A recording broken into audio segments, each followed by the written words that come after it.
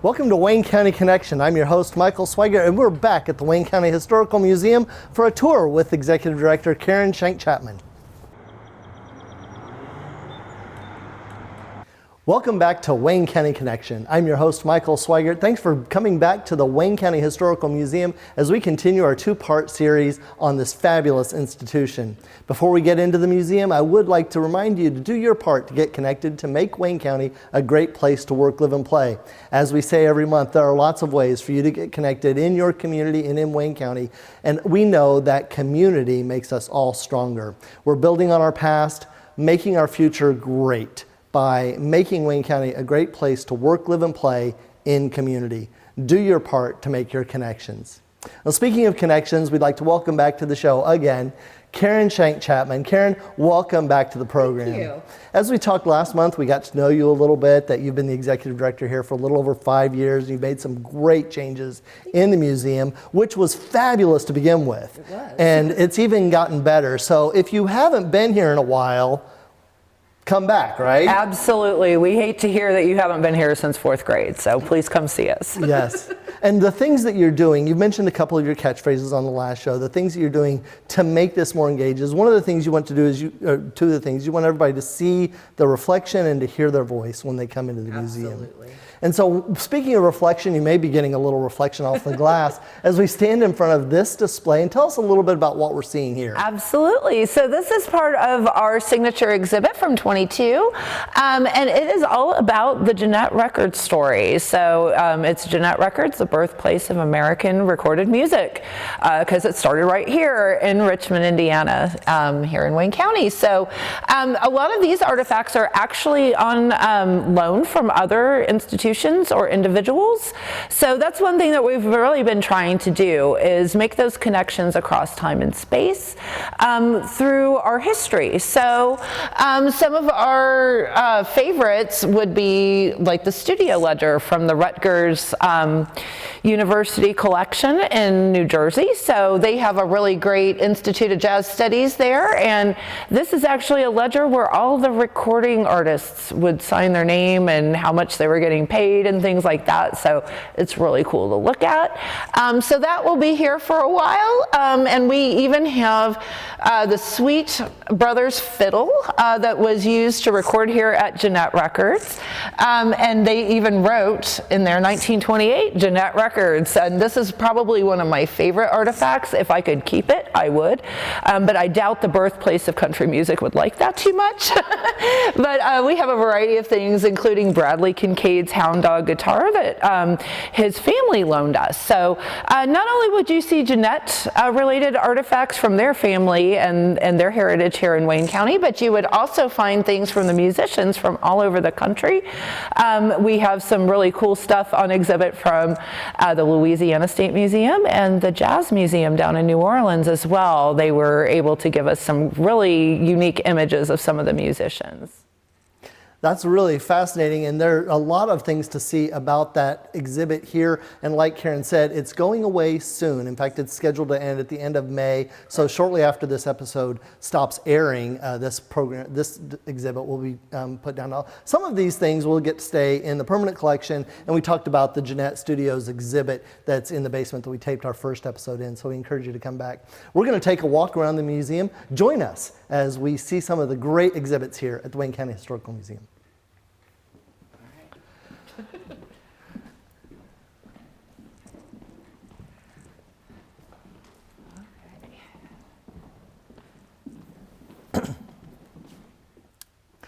Karen, we're standing in front of the Conestoga wagon, and we saw that originally when we were on site here at the museum several years ago, but it's changed since then. It has. So one thing that we were able to do during the pandemic when we were closed down was reimagine some of our exhibit spaces. So I have a wonderful facilities manager here, and I call him my Imagineer. So one thing that we like to do is travel to other museums most of the time when we can, and we were inspired by other museums' exhibits. So what we wanted to do is create a more immersive space where you could kind of feel like you just walked into Wayne County, maybe with one of these pioneer folks that came on a Conestoga wagon.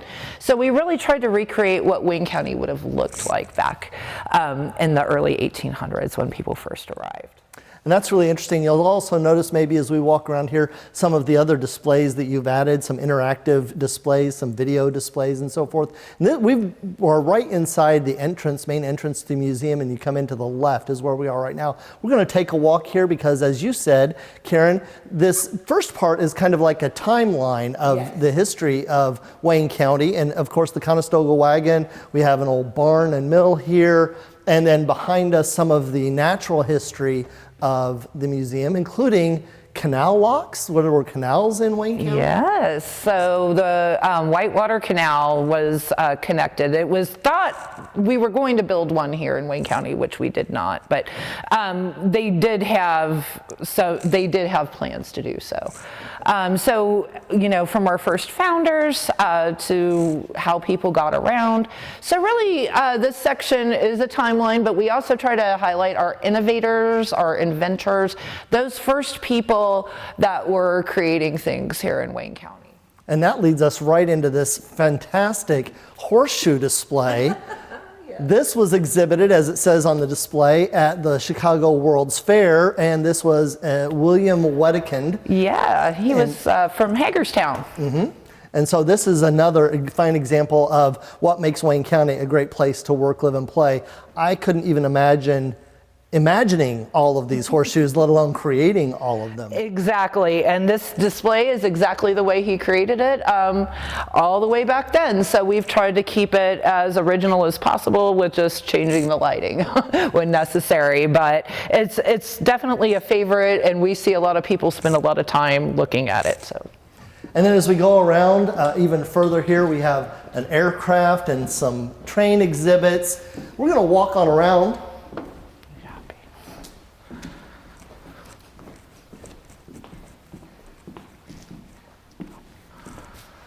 Until we end up here in front of this display of lawnmowers. Yeah. You said earlier, and it's on a sign here, that this Richmond, Wayne County, used to be the lawnmower capital of the world. But these don't look like lawnmowers we see today. No, these are actually push mowers. So I have never had the pleasure of using a push mower, but let's get one out. I am grateful that the ones we have today are more motorized, but yeah, these were the ones that were developed here in Richmond, Indiana. So we have quite a plethora of lawnmowers in our collection. And these are just a few of the exhibits here that are Wayne County history, or historical museum artifacts, promoting Wayne County as a great place to work, live, and play. And we encourage you to come out. Let's go see some more of these great exhibits.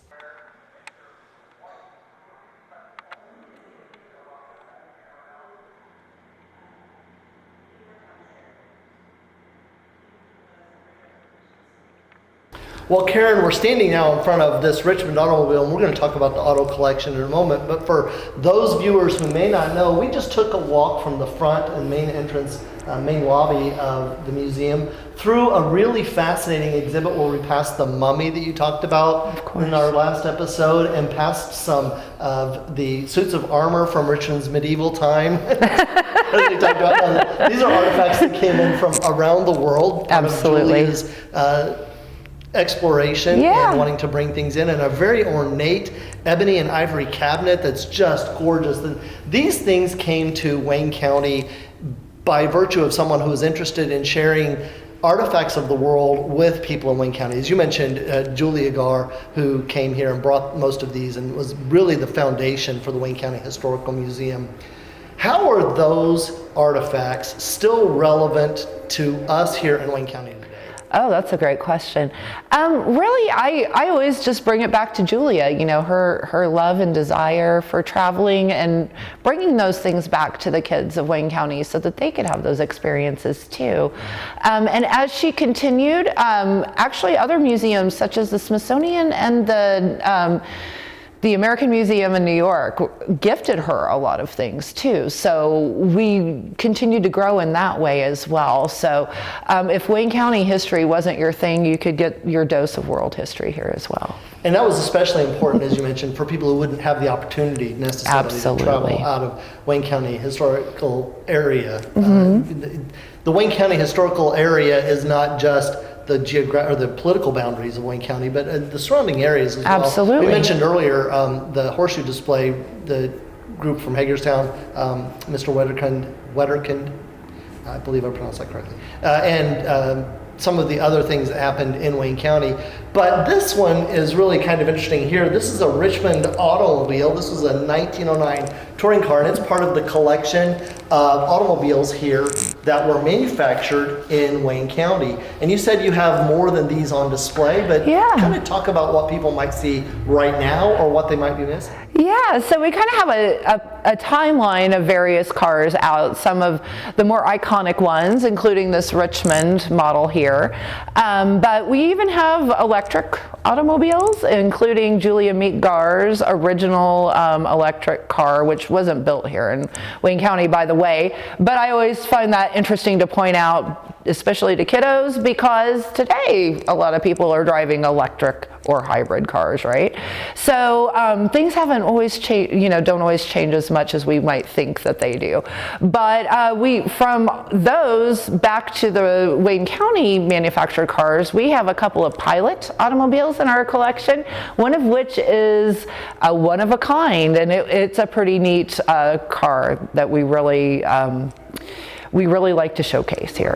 And speaking of showcasing and getting the kiddos involved, one of the things that's here in this space in the museum is an interactive display of touring the National Road. Absolutely. That's one where people can kind of sit down and get a interactive video display. So we encourage people to come and see that as well. Absolutely. Let's see what we can see outside. The main building is not all there is to see here at the Wayne County Historical Museum. Karen, we've had another opportunity to walk through some of the exhibits, and we talked about the first car phone and cruise control and other things to see in the exhibit in the automotive space. But right now we're standing in front of the Wedekind blacksmith shop, and this is a newly renovated ag building as well. Yeah, so recently we've had some great volunteers come out and redo all of our agricultural exhibits. So if you would love to know more about farming in early Wayne County, we've got all kinds of examples in here that are pretty cool, as well as our blacksmith shop here. So it's a complete recreation of what a blacksmith shop would have looked like in the 1800s. And of course it's named after Wedekind, who was our horseshoe guru here in Wayne County from Hagerstown. So you can kind of come in and get a sense of what that would have been like. So the Wayne County Historical Museum is not only an indoor space, but it's an outdoor space. I'm looking around and I'm seeing a log cabin, a couple of log cabins, a recreation of the Richmond Baking Company and the Opal item space, and a jail as well. And is that where you put offending adults or offending children when they visit the museum? Sometimes both, but oh my goodness. I think teachers really like to lock their classes in there during field trips. So. It's another way to be interactive with the museum and to get an immersive experience with history. Absolutely. You're locked in. You can't get out. Oops, we lost the. So Karen, we're standing in front of the Richmond Baking Company display here, this outdoor exhibit that also has an indoor exhibit. It's part of the immersive experience that you mentioned, and this has been around for a while, but tell us a little bit about why this is important, not only to Wayne County, but to the world. Sure. Richmond Baking Company has been part of Richmond for a very long time. So we really wanted to kind of recreate that. So if you walk through here, you can kind of see some of the treats that they would have made. They still make today. We always like it when they're baking because we can smell their goodness. But those little cookies, those were really well known around the country. And so this not only puts information about the Wayne County history, but also brings the world back to Wayne County as well. Absolutely. Now there are some other exhibits. To our left over here is a schoolhouse and another. So what are these log cabins? Where did they come from? Were they originally part of the structure? Oh, that's a great question. So the schoolhouse itself was schoolhouse number 1 here in Wayne County. I'm not exactly sure where it originally stood, but for a very long time it was in Glen Miller Park. In the 1960s, I want to say, it moved here to the Wayne County Historical Museum grounds so that we could preserve it for future generations. So that's one of our favorite things, is to bring kids into the old schoolhouse to see what school would have been like in the 1800s. And I'll bet you that makes them really appreciate the air conditioning that they get in October. Absolutely, and the heat in the wintertime. Yeah. And so there are other exhibits on the grounds out here, and one of the things that we mentioned was the statue, and we'll get a shot of that for our viewers that have driven by on A Street and not known exactly what that is, but tell us a little bit more about that statue. Okay, well, that is a Buddha statue. Actually, Julia found it in somebody's backyard here in Wayne County. She saw it and decided she wanted it, and then it was here at the museum. So it's a statue of Buddha, kind of representing the Eastern world, and he always faces to the east, which is the way that the sun rises, and that's kind of how Julia envisioned him to be, because that's how he would be in Asia. Karen, we're in this space right now. Tell us a little bit about this space here, this lovely little garden. Well, this is our museum courtyard, so it's a great place for when kids are here on field trips to have their lunch, but we also try to use it as a space for our signature dinners and other things. It's just a nice place to kind of rest as you're going through the museum too. And speaking of signature events, you also have some events that occur throughout the year. Yeah. So tell us a little bit about what people can expect on special occasions. Okay, so every June we do our signature event and exhibit. So that's when we've talked about the changing exhibits every year. So we try to do a different historical theme relating to Wayne County history. But we also have our museum camp in the summertime, as well as we move forward to the fall, our haunted museum. So we decorate the museum for Halloween, and people can kind of come through and experience it that way too. So for people who think the past is scary, you give them an opportunity to experience that firsthand. That's right. But all in good fun. Absolutely. Just different ways for people to interact with the museum. Well, speaking of interacting with the museum, let's go back inside and look at Main Street. Sounds great. So we've gotten down to Main Street, and this is, as you've mentioned, one of your favorite places. In fact, you shared a little story that I'm going to let you share with all of our audience. When I first started here and I was given keys, one of my first things that I wanted to do is open all the doors that I wasn't allowed to go into as a child and explore inside of each little area of Main Street. So while I can't allow everybody to do that, we try to give them a nice look at Main Street Richmond during the late 1800s. And this is part of the permanent collection here. And we're just going to take a stroll, and our camera may or may not be able to follow us, but there are a lot of interesting things here. There's a bicycle shop, and bicycles play kind of a big part in the history of Wayne County, with the Wright brothers having been here before they moved on to aircraft.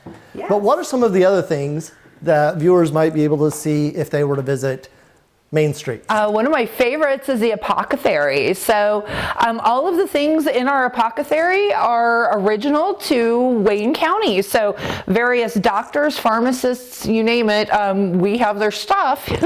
And so we were able to make a wonderful exhibit that's been here since I probably was a little girl, and maybe even before that.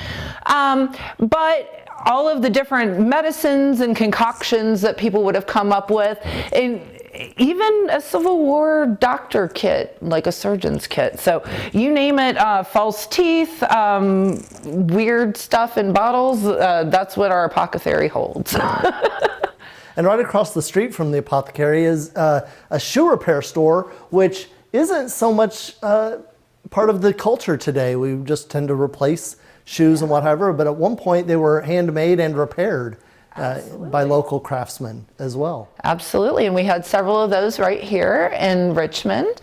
And this is a recreation of the Cisco shoe shop on Main Street.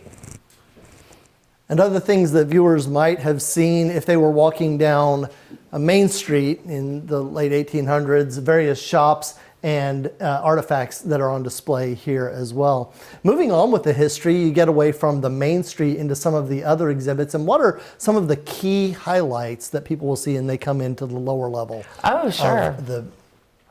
Well, we not only have a pioneer kitchen, so it kind of gives you a deeper look into what a kitchen would have looked like to some of our first settlers, but we also have a timeline that kind of takes you through the high school experience here in Richmond, World War I, World War II, the Civil War, a lot of those big milestone historical events that people think of and how Wayne County and Richmond is connected to those.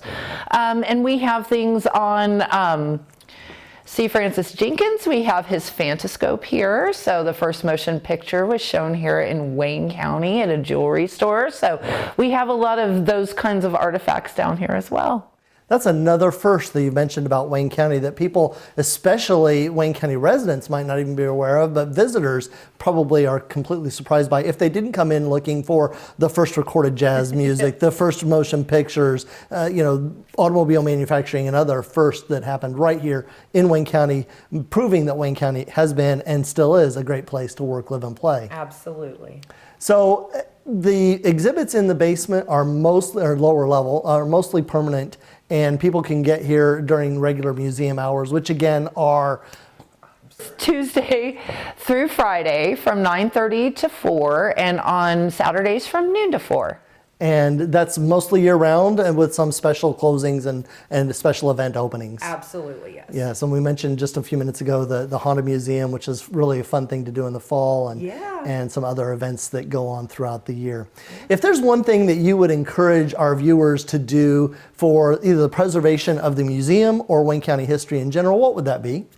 Volunteer, donations are always welcome, or become a member. And all those are opportunities for individuals, families, and businesses? Everybody, yeah. Everybody. Okay, and as far as I want to revisit something that we talked about at the end of the last episode, and that is the opportunity to volunteer with the museum. Is there a special requirement for being a volunteer? Do you have to have a history degree or something like that to volunteer? No, just have a love for our museum and for Wayne County, and we'll do the rest. And what kind of volunteer experiences are available? Are they all public speaking things? Oh, absolutely not. But if that's your thing, we will accommodate you, of course. But really, if you like to work with collections, archives, do building and grounds beautification, build exhibits, help envision exhibits, or facilitate programming. Karen Shank-Chapman has been our guest today for this episode and for our last episode as we tour the Wayne County Historical Museum here in wonderful Wayne County. This is a fantastic program and a fantastic facility here in Wayne County that promotes Wayne County as a great place to work, live, and play. We encourage you to get connected. We're going to make one last stop on our way out of the museum, and we encourage you to do the same.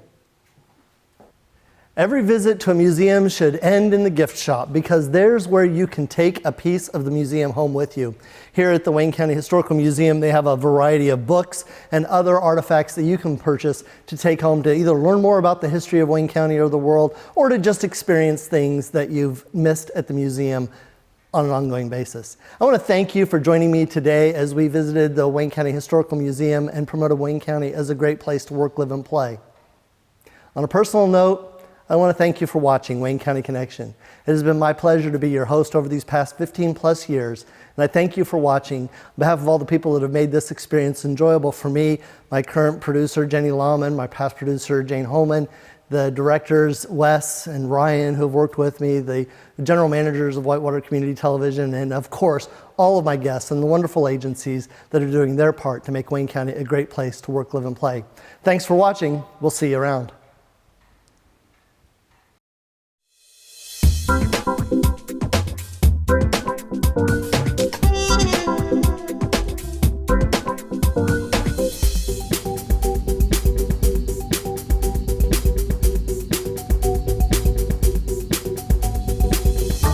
Candy, butterscotch, root beer,